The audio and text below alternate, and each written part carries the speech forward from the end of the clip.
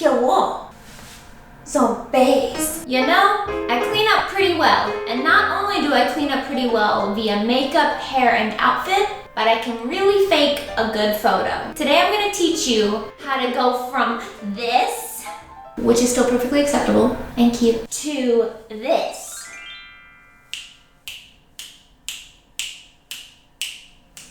Some kids like to play with Barbies. Some kids like to go outside. I liked to play dress up. That was the thing I did. I had a whole mess full of costumes, and my dad, who was a professional photographer, would do little shoots with me for fun. So this is like built into my blood, and I still do it sometimes. My version of dress up is a little more sultry these days. Get you a girl who can do this and pretend she's a sex symbol. I'm just saying.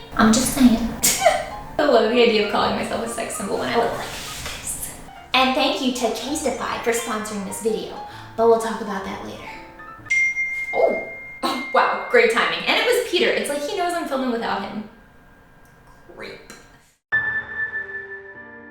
Anyway, I'm just gonna walk through the process of how I would do a shoot like this when I just feel like playing. And I don't know if you'll be an expert by the end, but you will have fun. I didn't guarantee it was gonna be good, but I guaranteed we'd have a good time. Was that what I said last time? I don't think it is. Didn't promise it'd be good, I just promised we'd have a good time. And this is a long intro for no reason, as per usual. So the first step of the process is I come up with an idea. I have none at the moment, actually. I just felt suddenly compelled to play dress up, do a little sexy shoot, because it's been a while since I've done one. And I could use feeling extra cute right now because I'm very tired of quarantine life. I just set up the camera and I started rolling. I have not thought this through yet. First, come up with an idea. Done. Okay, now we time travel after we've done hair and makeup to go with the shoot.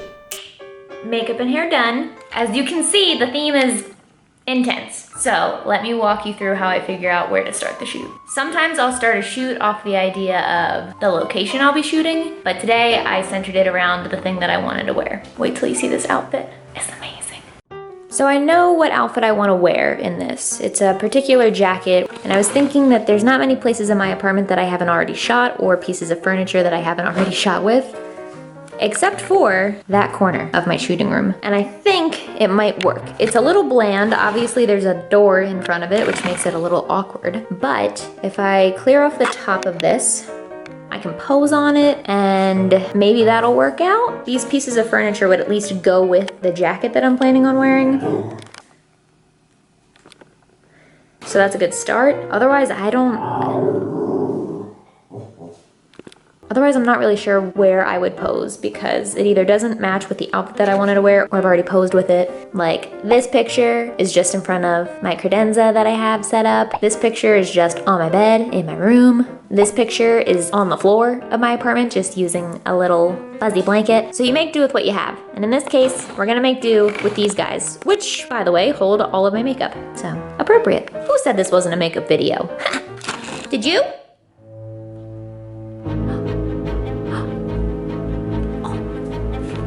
Oh, you're so beautiful. Creature. Ripley.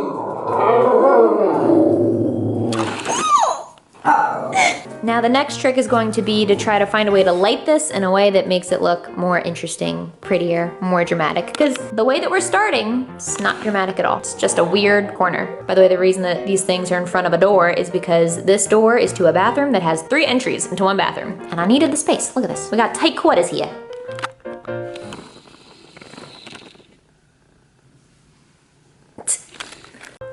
So I have this cleared off now.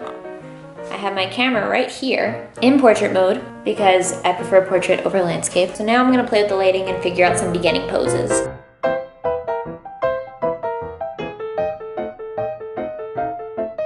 Sorry it's dark, it's gotta be dark for me to get the moody vibe I'm going for.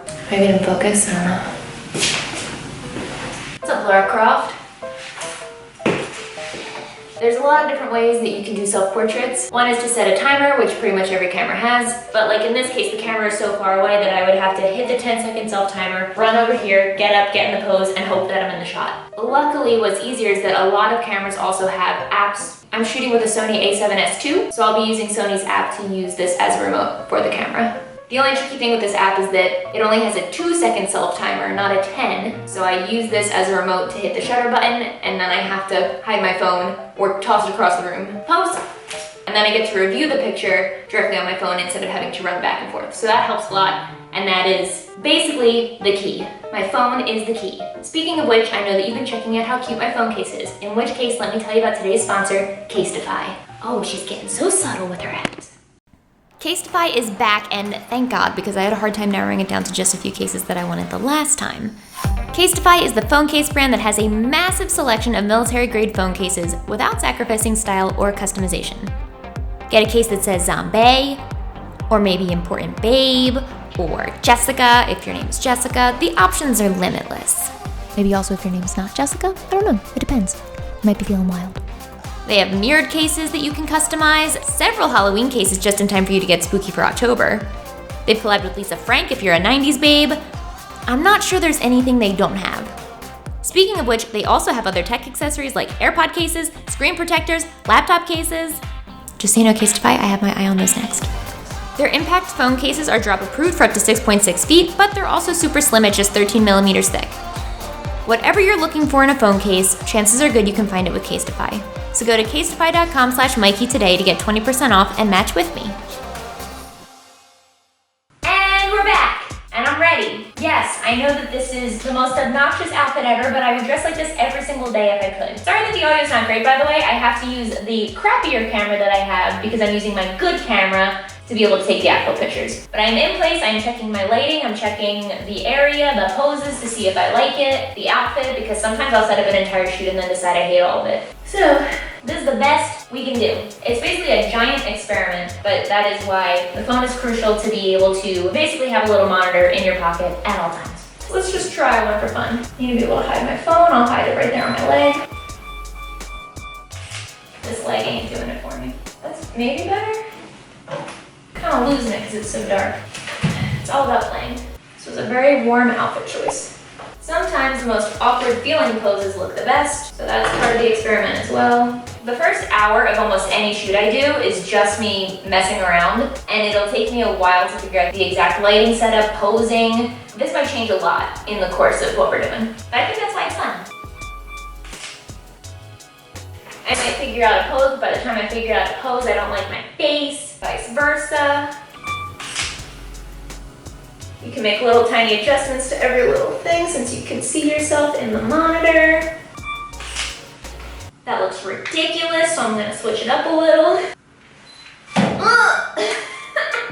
Not great. So sometimes that just happens. Couldn't see, 2 seconds is not long enough sometimes. Beautiful picture. See, like naturally I want to put my foot like this, but that doesn't look as nice. So I'm doing that because that looks a lot cuter.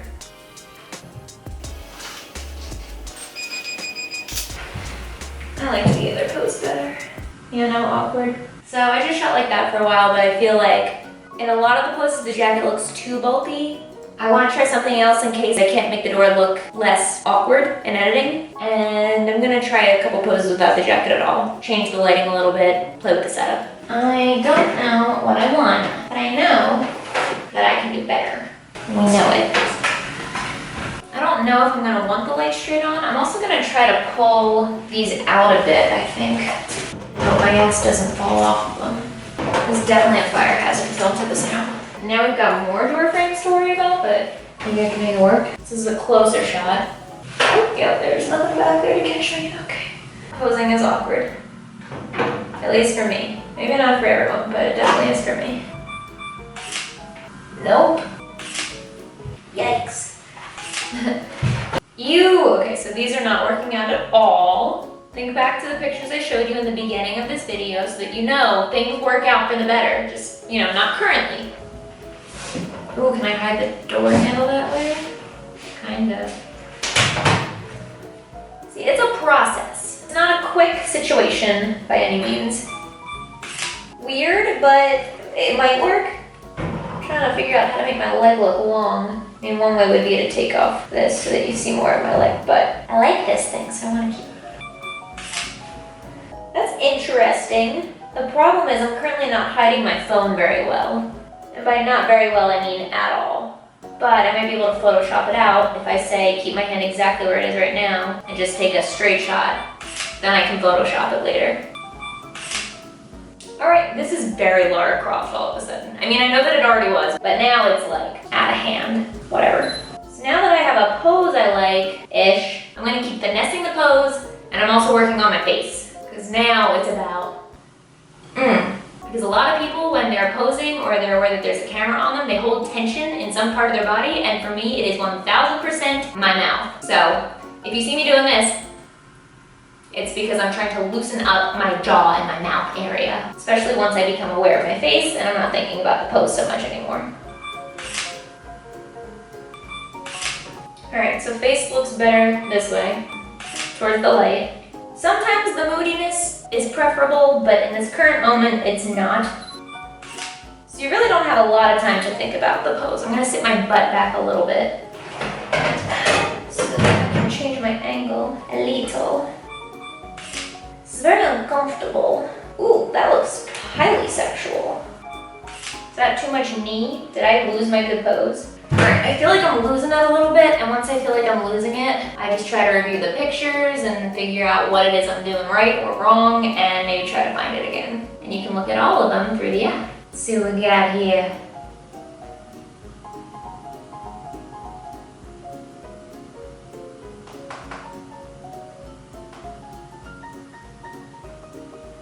This one could be pretty. I love this one, but my arm is cut off a little bit, so I wonder if there is a way I can fix that in editing. Let's see. So my body was turned more this way, and that gave us less butt cheek. Hair was fluffed. Cute. So you're probably noticing now that I just do little tiny variations in my poses to basically fine tune and get the exact right thing, or at least as close as I can. Well, that's interesting. Oh! Every once in a while, the perfect one happens and you kind of know it right away because the composition and the whole thing just feels right. Oh my God, it's not in focus. And then that happens. And now I'm gonna spend the rest of the shoot trying to recreate that shot, but in focus. My shoe is in focus! Oh my God. I love that picture otherwise. Okay, we can do that. Frick, man. Oh, I hate when that happens. Self-portrait problems. My only job right now is to not move a frickin' muscle. None of these look quite right. Let me see if any of those are closer or maybe even better, hopefully. That one's cute. I like that. That one might work. Okay, so the one I love, I'm turning my head more. I'm gonna figure this out with the last frickin' thing it might do.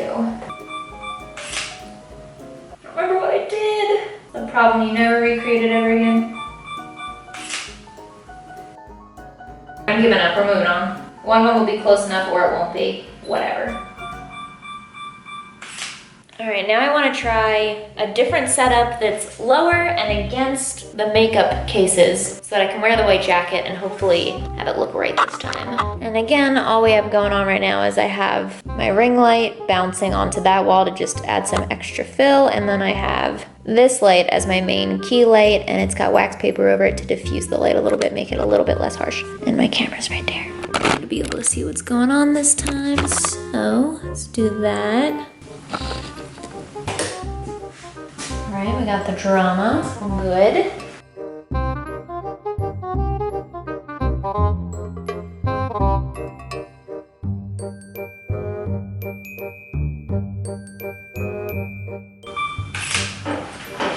I don't know about this right now.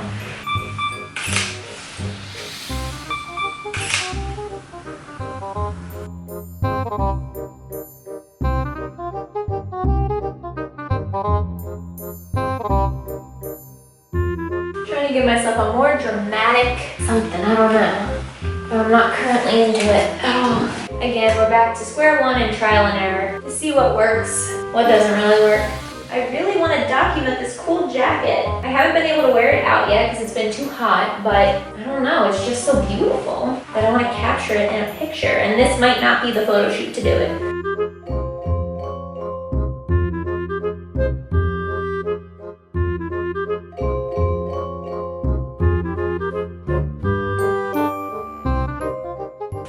I'm not into it. So I am going to change the lighting again and hope that I like whatever I switch it to better. Oh god. Oh Jesus. Oh no. I'm stuck. Really wanted some sexy reverse lighting, but maybe this isn't the shoot for it. Light might be too bright. If you're looking for really technical aspects of what I do during a shoot, I would recommend watching filmmaking channels, photography channels to learn things about aperture, ISO. If you want more tips about how to do self-portraits, Sorel Amour actually has an amazing course. I think it's called Advanced Selfie University or Selfie University. And she walks through the way she does self-portraits. Her self-portraits are amazing. They're so beautiful. I've been taking self-portraits for years because I've been documenting my makeup throughout my YouTube journey, but Sorel is who inspired me to get back into it in terms of making it more of like a creative endeavor and not just about documenting the makeup. So huge shout out to her, and I highly recommend her course for really nitty-gritty details. Everyone's style is different. You might want to do super bright colors, very light, bright lighting. Like Sorel, I really like dark, moody stuff, and I think it's so fun, and I think it's so empowering, and I think that it's such a great creative outlet, and I love doing this. If I could do this all the time, I would. It's just fun when the image starts to click. But as you can see, it takes a while sometimes. Okay, that's moody, I like it. And a lot of this is playing too because there are technical aspects that are considered wrong that you might choose to do. Like right now, there's shadows on my face because of my hair that is usually a technical no-no in the world of photography. But in this case, I like it right now. I think it's dramatic. It makes the picture more interesting. So learn the rules so that you can break them selectively. Oh, my camera finally died. Let's reset. And we're back. I'm gonna try again. I made it darker and moodier, and we're gonna see how it works out. Attitude. Yes, love the attitude. My tan doesn't look great, but we can fix that in post too. Fun fact, this is not the first shoot that I did for this video. I filmed one the night that I filmed the intro, and this is a different day. It's several days later. Because when I tried to film it, the footage ended up way too dark because I had to expose way down and light it very low to be able to pick up these pink lights behind me. These are the results of that shoot. In that one, I ended up liking the pictures where I was smiling a lot, but for this one, smiling doesn't feel appropriate because I look like I'm ready to beat someone up. Not a super smiley vibe. I don't know what to do. Okay, so I feel like I just finally started to get pictures on the floor that I was liking how they were looking. They felt moody, they felt right, and I feel like once I take them into Photoshop and Lightroom, they're gonna look amazing.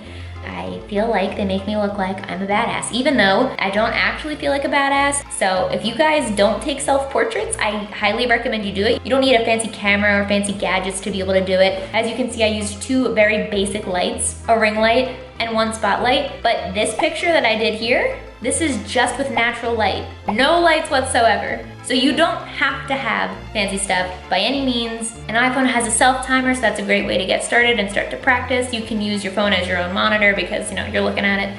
And yeah, now I'm just excited to show you the editing part because this is when the pictures really come alive. Let's get to editing. Fun! Well, we meet again. So I'm going to walk you through the edit for this picture start to finish and go over the main things that I adjust to make it pop. I am by no means a professional photo editor though. I was self-taught for many years and I've only started learning the proper ways to do things as of late, so I probably do a lot of things you're not supposed to do, but it's worked for me and hopefully it'll give you some ideas. The level of editing I do on each picture varies depending on a lot of factors. I admittedly went a little ham on this one since it was for this video, but I think it turned out pretty cool, so let us begin. So you can see here I start by fiddling with the basic adjustments for a while. I knew I wanted it to be darker and lower contrast, so I just kind of play with the sliders until it starts looking how I pictured it. I also knew I wanted to keep the color scheme more uniform and neutral where only the yellows pop, and right now the picture has a lot of blues in it, so I muted those, adjusted the hue of the yellow, and I turned the saturation on that way up. I tried to adjust my hair so it was more complementary color to the yellow on the jacket as well. Then we open it up and I start with some retouching. One thing I almost always do is the eyes. They're the windows to the soul or some crap. And also I have this giant surface vein on my eye that apparently you just can't get rid of, except in Photoshop. So I'm obviously not against retouching. I go into shooting pictures wanting to create like a final piece of art, and if there's something that I think is distracting to the final image and goal, I'll clean it up a little bit. In this case, it's the eyeball vein. And also I did some light skin retouching because I know that when I do sharpening later, all of those little variations that aren't very noticeable now will be extra highlighted later. If the picture is really far away or I'm not doing a ton of sharpening, I won't bother with this step. But in this case, you'll notice I actually left some of the most prominent marks on my knees because I feel like it works in this picture. It doesn't distract from the overall goal, and if anything, it adds quite a bit to it, and it goes with the outfit. So I ended up emphasizing them actually a bit later on. Next, I removed the door frame with a combo of tools. I could remove it entirely without it looking weird for this picture in this setup, but as you'll see in some other pictures, I couldn't get away with doing as much. Or if I did try to do more, it turned into a whole big thing that frankly I'm too amateur to still pull off. So maybe I was a little ambitious about removing that thing. But worked great here, and here's the difference. Now that I've done all the retouching of the original image, I start working on how to make areas sharper and how to make them pop. I almost always make the whites of the eyes brighter, and this iris highlighting thing that I'm doing is a newer trick that I learned from the YouTube channel Piximperfect, which is a great resource for learning lots of very in-depth ways of doing lots of little things in Photoshop if you're looking to get into the technicalities. For this, I just mostly want to go over my thought process because you can mimic a lot of these actions even in phone apps like Facetune or Lightroom's mobile app. Some other things I do to make it pop are adding a vignette, or essentially like a spotlight effect to emphasize where I want the focus. Dodging and burning is another great way to make things pop. It's essentially contouring and highlighting, but for pictures, by using lights and darks to deepen shadows and bring other planes to the front. This is a super easy way to give your pictures more depth and have them look more fancy. Not all pictures benefit from it, but in this case it worked well. Then I started playing around with colors. Like I did early on, I made the yellow parts of the jacket even more emphasized, and I also adjusted the color of my lips to something a bit warmer to complement the new color scheme better. I put a little bit of blue back into my eyes since they looked completely gray at this point. I had taken all the blues out of the background. And I played with the hair color some more. Then I sharpened the image and masked out areas that didn't benefit from sharpening using the high pass filter, but apparently the screen recording of that just decided to vanish from existence. It wasn't that exciting anyway. Anyway, this is the image I was happy with after Photoshop, but to give one more extra oomph to it and make it really stylized, I took it into Lightroom to see if any presets I had would take it up a notch. Here is the original photo side by side to the Photoshop edit. I like to check this to make sure I'm not going too overboard to the point that it doesn't look like an actual picture anymore. And I thought that we could still push this a tiny bit more. So I started digging through the presets I have until I settled on one that I thought complemented the overall vibe I wanted. So here's the original with the Lightroom edit. So let's take a look at this difference. I love how the colors are so much more cohesive in the edited picture. The overall image is much sharper, the lighting is more moody, dramatic, it feels more grungy and appropriate for the outfit. The eyes go right to the subject much quicker, but it looked a little too stylized to me, and I wanted to have about half of its effects. So I made a few adjustments in Lightroom where I could, but in order to just cut the overall preset in half, I saved the image in Lightroom, brought it back into Photoshop, put the Lightroom version on top of the Photoshop one, and cut the visibility of the Lightroom edit to about a third of its original. Just enough to give it that final pop. And here is the final before and after. It's pretty fancy, huh? One more thing I wanted to show you. This is why I took the picture where I moved my phone from its usual spot in the setup to somewhere else. Super easy to remove if you have one shot of everything else in that area exactly the same. I took this image where my phone is on my knee instead of on the dresser, sat it on top of the picture I wanted to use. You can see they line up perfectly because I didn't move my hand or body between the two shots. You can look up videos on how masking works for specifics, but you basically just use a mask to trade the part of the picture where the phone isn't sitting there over top of the image that we want to use, and it ends up being seamless. I use this a lot, not just to take away things in a shot, but also to add them. For example, this picture I really liked, and I wanted to explore in editing to see if I could make it pop even though my face was out of focus, but I hated that you didn't get to see more of the profile of the hood. Luckily, I had other pictures where my face was turned away from the camera, showing more of the hood, and I could use a mask to help me add it to the picture that I liked. It gave a much nicer profile, and wait till you see how this picture ended up turning out. It ended up being my second favorite of the entire shoot. And of course, there's always at least one, so I gotta share it with you. This is a picture I edited for way too long, tried to do some things with, and ended up hating. I couldn't get the vibe I wanted. I tried adding a textured, darker background, but it just kept looking weird and messy. The whole thing just looks weird. Like I went to a picture studio in the mall, and I told them that I wanted to look like a badass for prom or something. I'm sure it's not impossible to make this photo look a lot cooler, but like I said, my skills are limited for now. But this is why I move around in a space, and I usually change the setup several times. So don't be discouraged if it doesn't click right away, or not every picture or setup ends up the way that you like. voiceover Mikey out, but my final favorite images from this setup are coming up. So don't leave. Like I said, if you want more tips and tricks, there's like an endless supply of information on YouTube about photography, technical things. There's iPhone photography tutorials and stuff, but I hope that this was entertaining anyway, just to kind of see me go through the process so that you see that it's not necessarily simple. Some shoots I can take 50 pictures and I already know that I got the thing that I want, and sometimes I spend a long time making sure that I really get the shot that I want. Even if you don't try it, I hope that it was fun to watch me try it. I don't know. And these are the final photos.